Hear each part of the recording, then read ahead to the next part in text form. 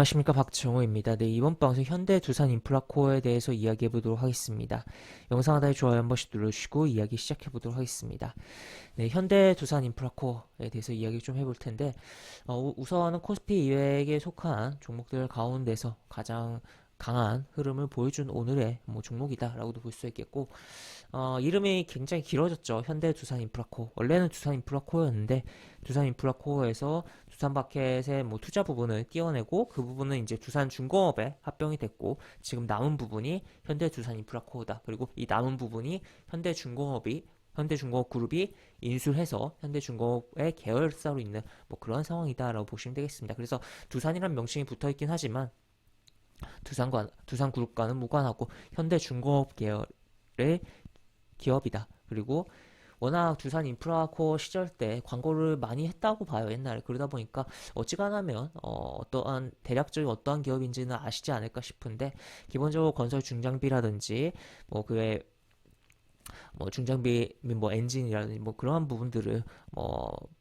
제작해서 판매하는 그런 기업이다. 그래서 굴삭기 관련주다라고도 쉽게 좀 이야기를 해드릴 수가 있을 것 같은데, 그러다 보니까 이제 중국의 인프라의 투자에 대한 부분, 인프라로 투자를 통한 경기 부양에 대한 이야기가 나오면서 주가가 움직였다. 그리고 중국향 매출에 대한 비중이 좀 있다 보니까 아무래도 영향을 받을 수밖에 없었던 부분이죠.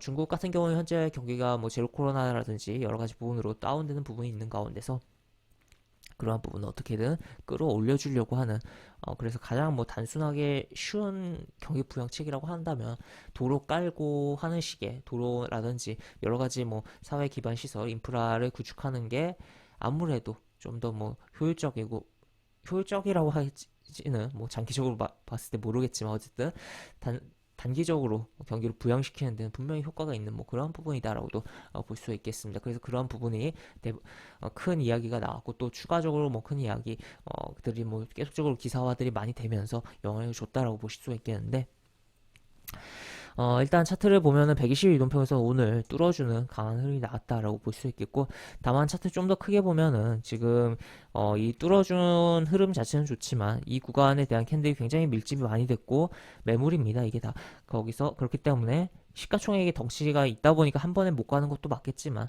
어느 정도 꼬리가 달리면서 종가를 형성했다라는 거 볼 수 있겠고, 지금 보시면 수급 같은 경우는 외국인과 기관이 양매수가 이렇게 들어왔고 또 사모펀드도 매수를 들어오면서 이 종목에 대한 굉장히 각 주요 메이저 중에 세부적인 수급적인 측면에 있어서 보험이라든지 은행, 기본적으로 그렇게 트레이딩을 많이 하는 측이 아닌 쪽에서 기준으로 봤을 때는 매수가 좀 많이 들어온 부분이다라고 보시면 되겠습니다. 그래서 보험이라든지 은행 같은 경우는 좀 장기적인 시계열이고, 그리고 어느 정도 올라오면 좀 차익을 실현하는 그런 부분이다라고 볼 수 있겠고, 조금 트레이더적인 기관의 주체라고 한다면 금융투자라든지 투신, 특히나 투신 같은 경우는 연속으로 막 사면서 주가를 그냥 쭉 땡겨버리는 경우들도 있고, 사모펀드 같은 경우는 말 그대로 사모펀드이기 때문에 굉장히 자유롭게 좀 움직이면서 거래를 하는 그런 부분도 있다라는 것도 체크를 해볼 수 있겠죠.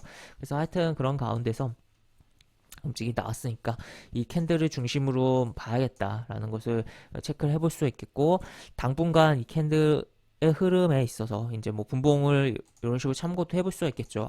여기서 좀 조정을 받으면서 움직였구나, 여기서 눌림의 흐름들이 나오면서 움직였구나 라는 것을 생각을 하면서 이런 구간들에서 좀 체크를 해보면서 눌림의 반등을 챙긴다라든지, 아니면 추가로 이 매물을 다 해결하고 확실하게 이 7,000원의 고지를 넘겨서 안착한 후에 보는 것도 나쁘진 않을 것 같다라고 정리를 해볼 수가 있는 그런 부분의 종목이겠다라고 보시면 되겠습니다. 그래서 시가총액이 1조가 넘는 대형 기계, 중형주로 분류되어 있긴 하지만 시총 자체는 엄청나게 큰 그런 종목이죠. 이 종목이 이렇게 강력하게 움직인 이유는 결국에 중국발 인프라 투자에 대한 이슈가 발생하면서 기대감에 움직였다라고 볼 수 있겠고, 그런 기대감이 현실화 될지 아니면 단순하게 당장의 이제 수급적인 측면으로만 움직여줄지 여부야 지나봐야 아는 거긴 하겠지만, 일단은 수급적인 측면에서 굉장히 긍정적인 흐름들이 나온 바 당분간 계속적으로 좀 주시를 할 필요성은 있겠다라고 정리를 해볼 수가 있겠습니다. 네, 이렇게 볼 수가 있겠고 영상 하단에 보시면 설명과 댓글 부분에 동일한 링크가 들어갑니다.